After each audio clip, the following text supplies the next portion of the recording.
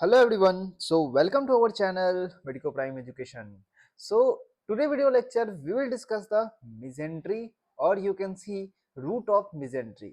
So this is very important short note for your university exam. So in the university exam you will be asked with the mesentery. Okay. So basically root of mesentery ज्यादा common term होता है, ठीक है, mesentery का question पूछने के लिए, तो वेरी इंपॉर्टेंट। ओके, सो मेजेंट्री भी दो तरीके का होता है अकॉर्डिंग टू देयर अटैचमेंट, अगर फ्री सरफेस है या फिर अटैच सरफेस है, ठीक है।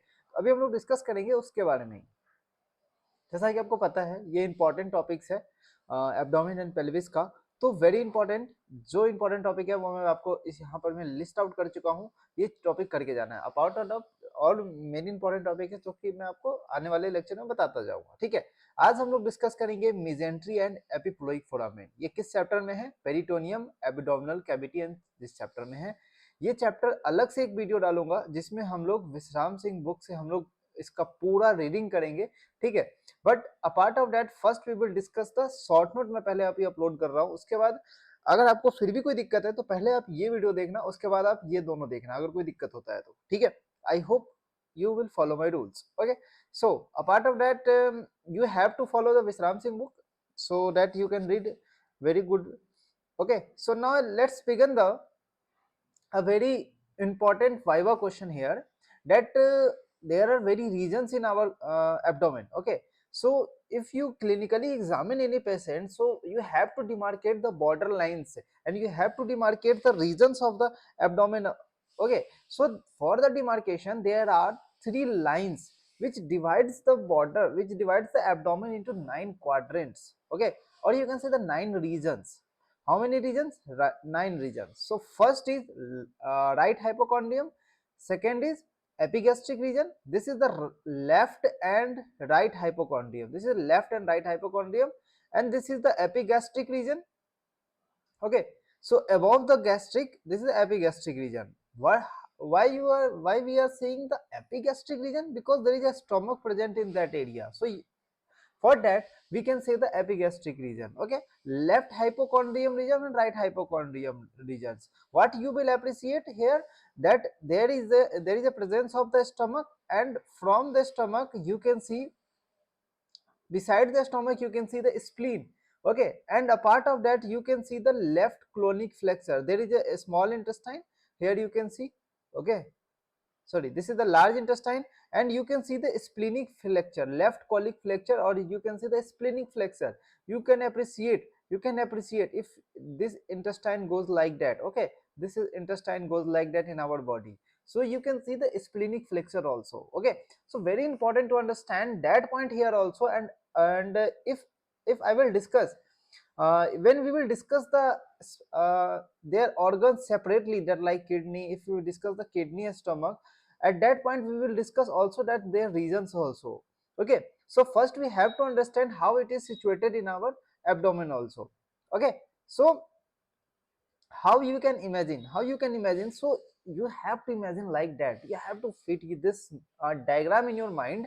That next, now what you can see here, liver is present, so right hypochondrium you can see the here where is you see this is the right hypochondrium, so you can see the liver along with the gallbladder, so easy to remember up to that point. Okay, so if we see the right hypochondrium and if we go to the left and right lumbar region, there is a next region, that is left and right lumbar region. So in the right side you can see the right kidney here on the posterior abdominal wall, you can see the left kidney here on the posterior abdominal wall.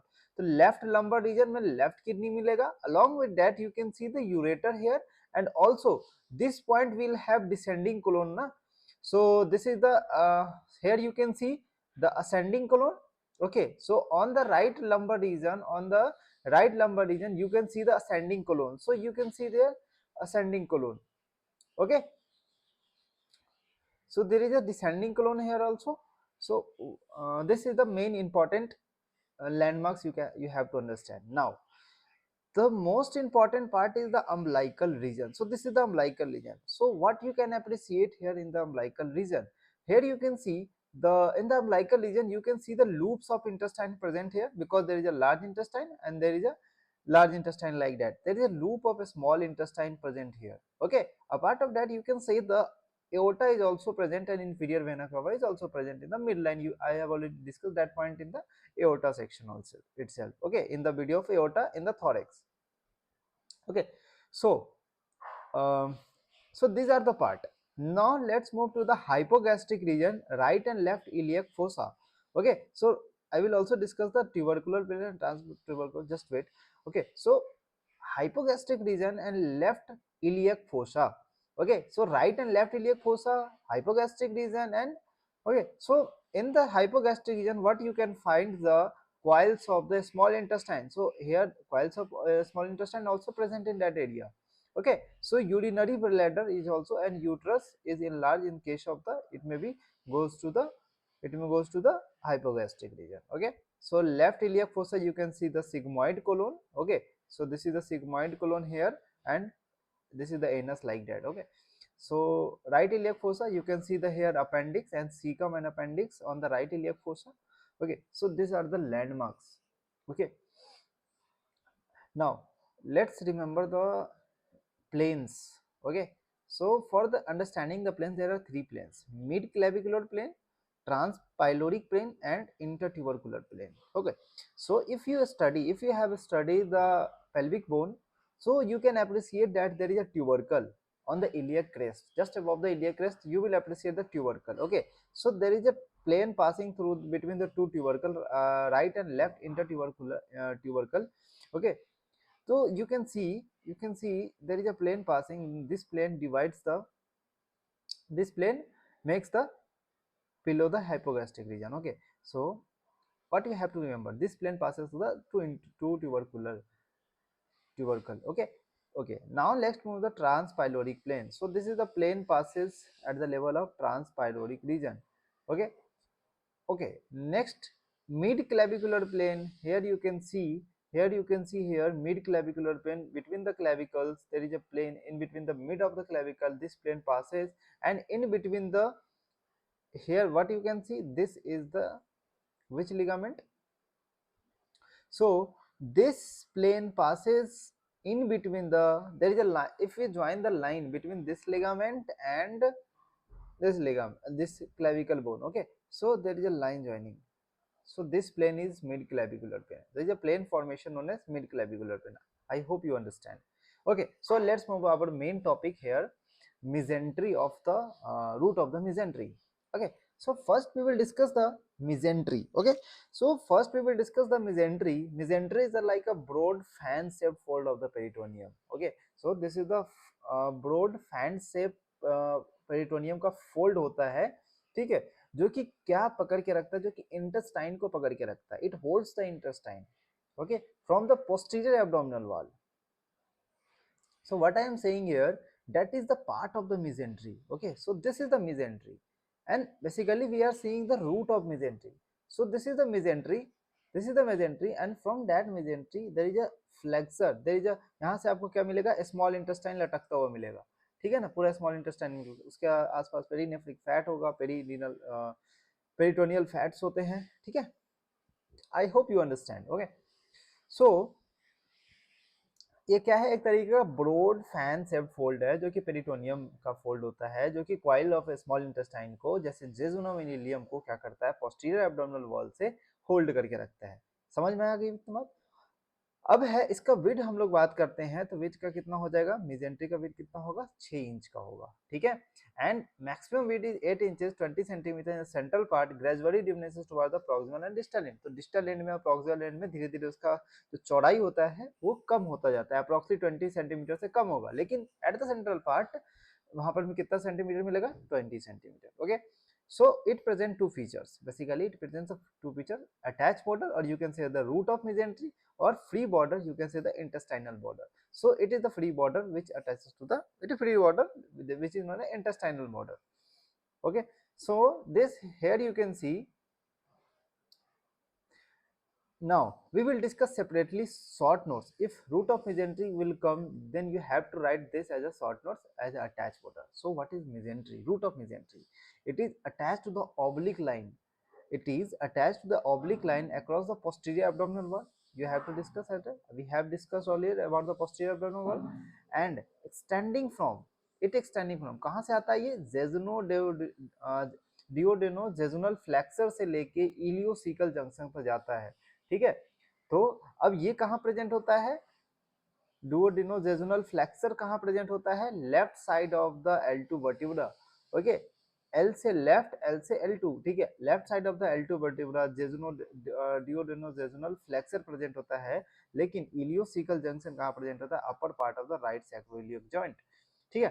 तो देखो यहाँ पर में इलियोजेजुनल junction है और ये आपके पास दिख रहा है डेडुनोजेजुनल फ्लैक्सर, ठीक है। Duodenojejunal flexion, okay. So this present at the level of T2, sorry, L2, okay, lumbar region, okay, at the level of L2, okay, and this is present at the level of sacroiliac joint. So there is a root of mesentery, you can see, which holds the intestine, okay, which holds the intestine. So I hope you understand. Now next point, we have to understand the root of mesentery from above downward crosses in front of. So अब उसके अंदर में जो कुछ कुछ structures होता है उसके नीचे, ठीक है, उसके पीछे की तरफ अगर हम जाते हैं तो पोस्टीरियर एब्डोमिनल वॉल आएगा, ठीक है। तो उसके पीछे से जाएगा, तो कहीं ना कहीं ये सारे स्ट्रक्चर्स को क्या करेगा? क्रॉस करके जाएगा, ठीक है। तो इसका क्रॉसिंग मुझे बताना है कि कौन कौन सा स्ट्रक्चर अबव डाउनवर्ड, मतलब ऊपर से नीचे क्या क्या दिखेगा, ठीक है। चलो स्टार्ट करते हैं। अबव डाउनवर्ड क्या क्या दिखेगा? सबसे पहले हम देखते हैं horizontal part of the duodenum, ठीक है। ये horizontal part of the duodenum सबसे ऊपर, ठीक है। उसके बाद हमें क्या दिख रहा है? किसको क्रॉस किया? एब्डोमिनल एओर्टा को क्रॉस किया। उसके बाद किसको क्रॉस किया? इंफीरियर वेना कावा को क्रॉस किया। उसके बाद और नीचे आया, ठीक है, then it crosses the right gonadal vessels, it also crosses the right gonadal vessel. Here you can see the right gonadal vessels and it crosses it, okay. So ये क्या जा रहा है कि ये सब सारे स्ट्रक्चर के आगे से पास कर रहा है, ठीक है। क्रॉस का मतलब क्या हो रहा है? तुम्हारे तुम यहाँ पे खड़े हो, ठीक है, तुम यहाँ पे खड़े, तुम्हारे कोई आसपास ऐसे सामने से क्रॉस किया, तो वही चीज है ना। तो ये जो स्ट्रक्चर है वो इसके क्या है? पीछे में है, ठीक है। I hope you understand this part. Now left, अब ये किसको क्रॉस करेगा? राइट यूरेटर के some parts of the right ureter को क्रॉस करेगा, है ना। उसके बाद राइट श्वास मेजर मसल है, ये पूरा जो मसल है ना, ये पूरा मसल इसको भी तो क्रॉस कर रहा है, राइट श्वास मेजर मसल को क्रॉस करेगा, ठीक है। नेक्स्ट पॉइंट है, तो ये पॉइंट यहाँ लिखा हुआ है, you have to write down this in your copy. Next point बात करते हैं। रूट ऑफ मेजेंट्री जो होता है वो डिवाइड करेगा इंफ्राकोलिक कंपार्टमेंट को दो पार्ट में, right and left infracolic colic compartment, ठीक है। देखो क्या होता है, राइट एंड लेफ्ट इंट्रा, ये चीज मैं आपको जब मैं बुक रीडिंग करूंगा ना, वहां पर मैं वो चीज आपको टोटली क्लियर हो जाएगा। Right iliac fossa and left iliac fossa कैसे होता है, ठीक है। लेकिन इसका टर्मिनेशन डिफरेंट है। Right one is small, okay, and terminates in the right iliac fossa, simple सी बात है। लेकिन लेफ्ट वन जो होता है, ठीक है, वो टर्मिनेट कहाँ करेगा?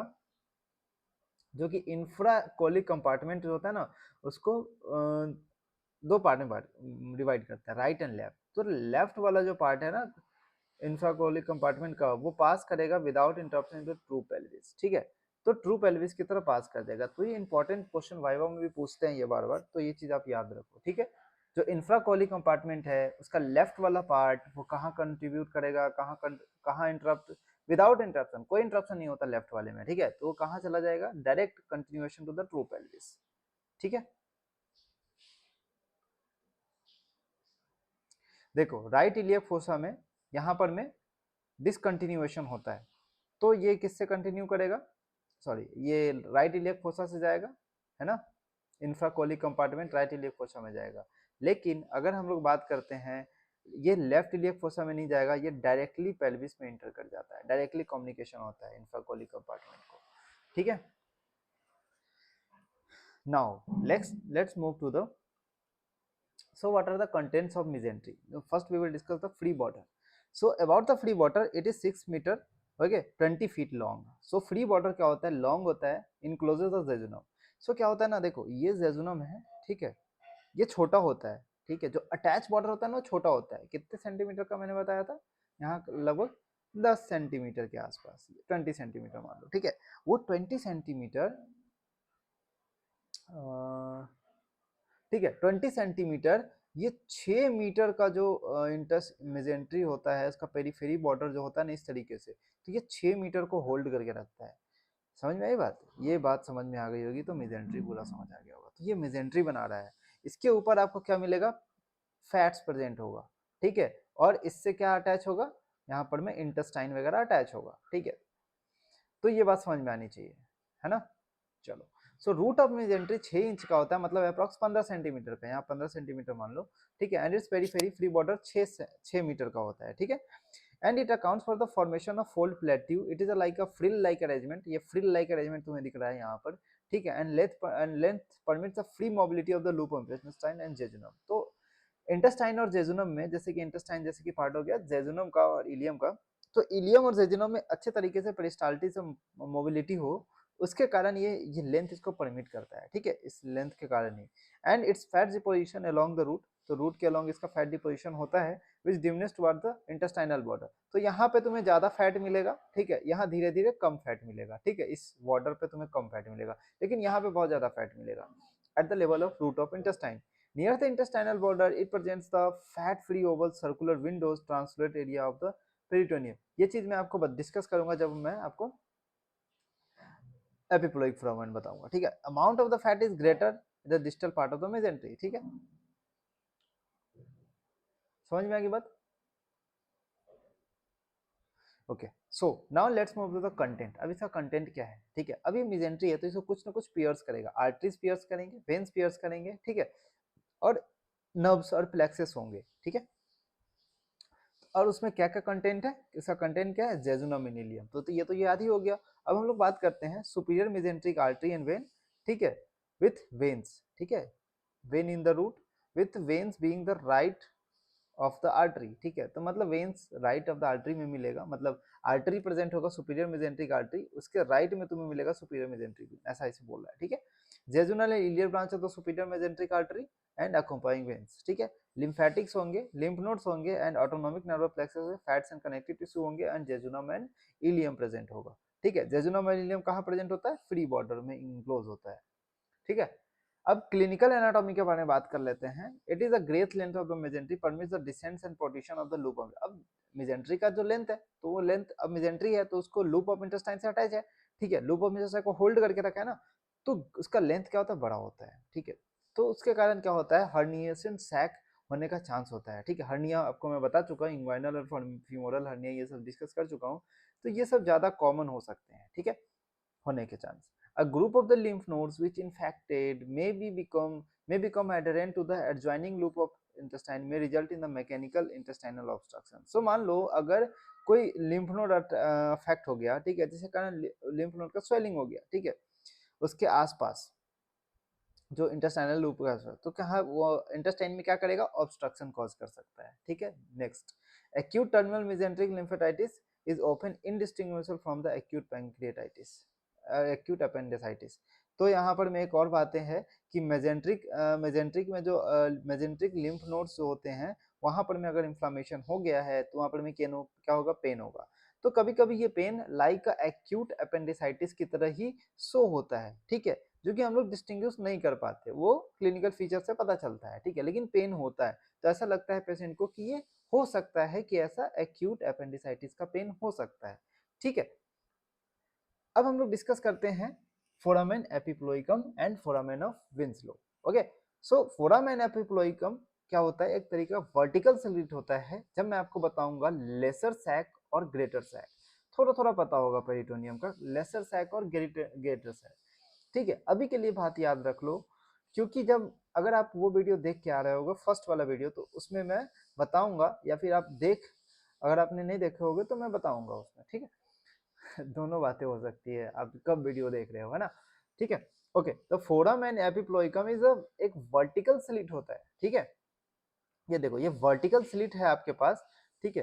ये वर्टिकल स्लिट है जो कि किससे कनेक्ट करता है, दो चीज को कनेक्ट करता है, lesser sac of the peritoneum जिसको बोलेंगे ओमेंटल वर्सा, ठीक है, ये पार्ट आपका है ओमेंटल वर्सा, ठीक है, omental bursa communicate with the greater sac of the peritoneum, ठीक है। तो ये कैसे किससे कम्युनिकेट करेगा, इसके ऊपर में इधर पार्ट क्या होगा, ग्रेटर सैक, है ना। तो ये रिसेस अभी ध्यान ध्यान में मत रखो, ये चीज मैं आपको अगले उस वाले वीडियो में बताऊंगा जब मैं पीडीएफ से डिस्कस करूंगा तो, ठीक है। ओके, सो ओमेंटल वर्सा आपको कहीं ना कहीं यहाँ मिलेगा, ठीक है। तो ये किससे कम्युनिकेट करेगा, ग्रेटर साइड से लेटर साइड से, ठीक है। It is situated behind the free margin of the lesser omentum. तो अभी हम लोग फ्री मार्जिन पढ़े ना, ठीक है। तो free margin of the lesser omentum of the level of T12 में ये प्रेजेंट होता है, ठीक है। तो ये लेवल ऑफ T12 मुझे बनाना पड़ेगा ये डायग्राम में, ठीक है, बना दिया। ओके, अब बना दिया, अब इसके बाद हम लोग देखते हैं इसका बाउंड्रीज क्या क्या होते हैं। Anterior boundaries, posterior boundaries, superior boundary, inferior boundaries, ठीक है। एज इट इज आपको लिखना है, ठीक है। Right free border of lesser omentum containing bile duct, vertical part of the hepatic artery, portal vein. Okay, so देखो एंटीरियरली क्या होगा, एंटीरियरली यहाँ पर मैं आपको, आपके पास क्या मिलेगा एंटीरियरली, ये चीज, ठीक है। ये आपका एंटीरियर पार्ट है, ये आपका पोस्टीरियर पार्ट है ना। हम लोग जब लैटरल व्यू इसका देख रहे हैं, जहां आपको दिखेगा एंटीरियर व्यू और पोस्टीरियर व्यू, ठीक है। तो right free border of the lesser omentum दिखेगा, ठीक है, right free border of lesser omentum, इतनी बात पता है। जिसमें आपको क्या दिखेगा, bile duct, vertical part of hepatic artery and portal vein. तो इतना याद रखो, बाइल डक्ट दिखेगा, ठीक है। सबसे पहले आपको क्या दिखेगा, वेन दिखेगा, वेन, आर्टरी एंड डक्ट। तो ऐसे याद रखो अंदर से। एंटीरियर टू पोस्टीरियर आपको क्या दिखेगा, डीएवी, ठीक है। Remember, duct, artery are anterior to the vein within the with the duct being the right of the artery, ठीक है। तो ऐसे हम लोग देखते हैं कि जो डक्ट है ना, ये जो बाइल डक्ट अप्रोक्सीमेटली थोड़ा सा डक्ट राइट होता है, ठीक है ना। एक चीज याद रखो, जो डक्ट है वो डेक्स्ट्रक्स है, ठीक है, मीन्स राइट, इस तरीके से याद रखो। डेक्स्टर मतलब क्या होता है, राइट होता है, एनाटॉमिकल टर्म है, लैटिन टर्म है, ठीक है। पोस्टीरियरली क्या होगा, आईबीसी होगा and right and left suprarenal gland होगा, ये आपका आईबीसी दिख रहा है and right and left suprarenal glands आपको दिख रहा है, ठीक है। सुपीरियरली क्या होगा, caudate process of the caudate lobe होगा, ठीक है, caudate process of the caudate lobe होगा। क्यों, क्योंकि यहाँ पर मैं आपको क्या दिख रहा है, पोटा हेपेटिस होता है, ठीक है। जब मैं आपको लीवर डिस्कस करूंगा तो पोटा हेपेटिस के जस्ट बगल में आपको chordate process of the caudate lobe आपको लीवर डिस्कस करूंगा, ये चीज, ठीक है ना। तो अभी के लिए याद रख लो कॉर्डेट प्रोसेस क्या होता है, ठीक है। इन्फीरियरली ये किससे रिलेटेड होता है, it is related to the first part of the duodenum. तो यहाँ पर मैं इन्फीरियरली रिलेशन दिखा देंगे first part of the duodenum, ठीक है। ये बहुत आसान सा है, इस पे शॉर्ट नोट्स आता है, एपिप्लोइक फॉर्मेट पे अलग से शॉर्ट नोट्स बन के आता है, ठीक है। तो बहुत इंपॉर्टेंट है, ये दोनों टॉपिक बहुत इंपॉर्टेंट शॉर्ट नोट्स है। चैप्टर बहुत बड़ा है, ठीक है, पेरिटोनियम का चैप्टर जो है ना बहुत बड़ा है, तो उतना हम लोग डिटेल में जाएंगे, बट अभी के लिए ये दो जो टॉपिक है उसमें करके जाना है, ठीक है। कुछ लोग हैं को लास्ट में पढ़ रहे हैं, तो इसके लिए मैं एक अलग से वीडियो बना रहा हूँ जिसमें ये सारी चीजें बातें उसमें लिख के आनी है, अगर रूट ऑफ मिजेंट्री आता है तो, ठीक है। अलग से एक वीडियो है हमारे पास पेरिटोनियम और एब्डोमिनल कैविटी का, जिसमें हम लोग विश्राम सिंह सर के बुक से इसको देखेंगे, okay. So, apart of that, we will also have to discuss what stomach. So, stomach is a very important long question. ठीक है, तो अभी मैं बता दे रहा हूँ, stomach is very important long question. So, you have to prepare about all that. Their external features, artery supply is also short notes, bed of the stomach, their relation में bed of the stomach आता है, तो their relation सारी चीजें discuss करेंगे, venous drainage, उसका nerve supply, all that part of the long answer question will be the part of the long answer question. So we will discuss in the upcoming sessions, okay. So don't worry. So this is all about the mesentery, where we have discussed the root of mesentery. Thank you so much.